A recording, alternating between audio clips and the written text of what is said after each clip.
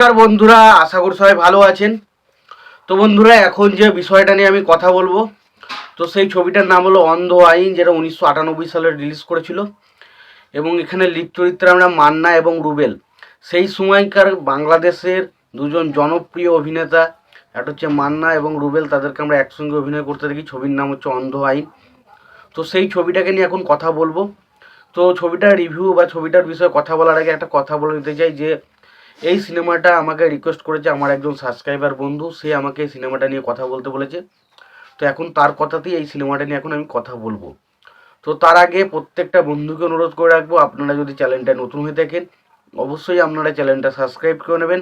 আর যদি আপনাদের ভিডিওটি ভালো লেগে থাকে অবশ্যই লাইক কমেন্ট শেয়ার করতে ভুলবেন না। তো এই অন্ধ আইন সিনেমাটা 1998 সালে রিলিজ করেছিল। ছবিটার পরিচালক হিসাবে কাজ করেছেন এস বাবুল। ছবিটার প্রযোজক হিসেবে কাজ করেছিলেন মোশাররফ হোসেন তুলা। ছবিটাতে চিত্রনাট্য হিসেবে কাজ করেছিলেন এম বাবুল।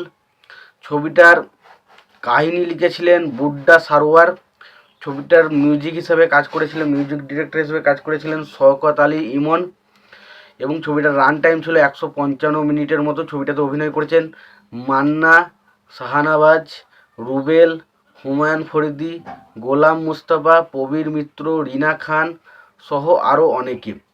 এবার আসি ছবিটার গল্পটা কেমন। তো ছবির গল্পটা দেখুন, একটা মান্নার ছবিতে যে ধরনের গল্প আমরা দেখতে পাই সেরকম এখানে ছবির মধ্যে গল্প। এখানে মেন ভিলেনের ক্যারেক্টারটা করেছে হুমায়ুন ফরিদি। সে একদম খুব চতুর রাজনৈতিক এবং সাধুবাদ একজন মানুষ। সে সবসময় মানুষের কাছে একটা এমন ইমেজ তৈরি করে গেছে যেখানে তাকে দেখা হয় যে সে খুবই ভালো, খুবই ভদ্র মানুষ। বাট সে মেয়েদের উপর থেকে বিভিন্ন রকমের ধর্ষণ বা বিভিন্ন রকম নারী নির্যাতন করতে থাকে এবং বিভিন্ন রকমের দুর্নীতিপূর্ণ কাজকর্মের সাথে তিনি যুক্ত। এবং মান্নার ক্যারেক্টারটা দেখা যায় সে একজন সৎ, সহজ, সরল মানুষ। এবং রুবেলের ক্যারেক্টারটা মান্নার ক্যারেক্টারটা থেকে একটু অন্যরকম। সে সবসময় তার একটু অন্যরকমভাবে আইনের মাধ্যমে সে সব কিছুটা প্রতিশোধ নিতে যায়। প্রথমত রুবেলের সাথে মান্নার ক্যারেক্টারটার একটা সমস্যা তৈরি হলো, একটা ঝামেলা হলো। পরবর্তী সময় তারা যখন জানতে পারে যারা একে অপরের ভাই এবং তারা যখন একসঙ্গে যুক্ত হয় এবং তারা কীভাবে হুমায়ুন ফরিদির ক্যারেক্টারটার বিরুদ্ধে প্রতিশোধ নেয় সেটা নিয়েই সিনেমা, যেটার নাম হচ্ছে আমাদের অন্ধ আইন। তো এখানে বুঝতেই পারছে অন্ধ আইন সিনেমাটার মধ্যে যেটা দেখানো হয়েছে যে আমরা এখানে দেখতেই পাবো যে এখানে হয়তো হুমায়ুন ফরিদি বা তার যে দলবল রয়েছে তারা এত বাজে বা এত কুকর্ম কাজ করবে যেটার কারণে হয়তো তারা এই যে মান্নার ক্যারেক্টারটা বিরোধিতা করলো, একটা টাইমের পর কিন্তু এই যে বিভিন্ন রকমের দ্বিধাবোধ বা বিভিন্ন রকমের যে সমস্যার সৃষ্টি সেইগুলো সমস্ত কিছু কিন্তু এইগুলোর কারণেই হতে থাকবে। এবং শেষ পর্যন্ত এই সমস্ত সমস্যাগুলো থেকে কিভাবে এই দুটো ক্যারেক্টার সব কিছুকে রুখে দাঁড়ায় এবং শেষ পর্যন্ত কোন জায়গায় গিয়ে কী দাঁড়ায় সেই সমস্ত কিছু জানতে গেলে আপনাকে সিনেমাটা দেখতে হবে, যেটার নাম হচ্ছে অন্ধ আইন। ছবিটা বলি, সেই সময় 1998 সালে ছবিটার বাজেট প্রায় 1 কোটি টাকার মতো থাকলেও ছবিটা বক্স অফিসে কিন্তু ভালো রকম জনপ্রিয়তা পেয়েছিল।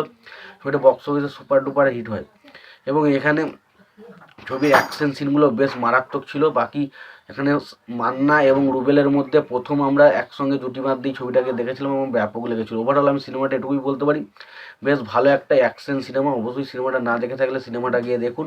আর সিনেমাটা দেখে থাকলে আপনাদের সিনেমাটা কেমন লেগেছে অবশ্যই জানাতে ভুলবেন না। ভিডিওটি ভালো লেগে থাকলে লাইক কমেন্ট শেয়ার করে দেবেন। চ্যানেলে নতুন হয়ে থাকলে অবশ্যই আপনারা চ্যানেলটা সাবস্ক্রাইব করে নিয়ে পাশে বেল আইকনটা অবশ্যই প্রেস করে দেবেন। ভালো থাকবেন, সুস্থ থাকবেন, দেখা হচ্ছে পরের ভিডিওতে।